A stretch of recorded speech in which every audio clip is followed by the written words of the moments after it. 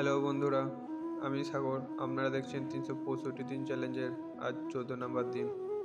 সকালে প্রতিদিনকার মতো যে কাজটা থাকে, ছাগলগুলো মাঠে বেঁধে দিয়ে আসা, তো সেটাই আমি করতে আজও চলে গেছিলাম মাঠে।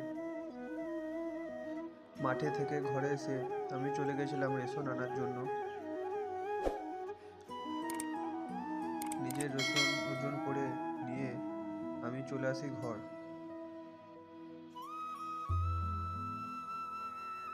ঘরে এসে আমি গোয়ালে গিয়ে দেখতে পাই যে এখনও বিল্লুডন ওর মায়ের কাছেই রয়েছে। তো বিল্লুডনকে আমি ঠিলে ঘর থেকে বাইরে বার করে দিই। তারপর ওকে বাইরে বার করে আমি লেগে পড়ি আমার কাজে। আজকে দুটো গরুকে চান করানোর জন্য ছিল, তো দুটো গরুকে পরপর চান করে নিই, আর আমি নিজেও চান করে নিই। তারপর আমি চলে যাই আমাদের গ্রামের একটা জায়গায়।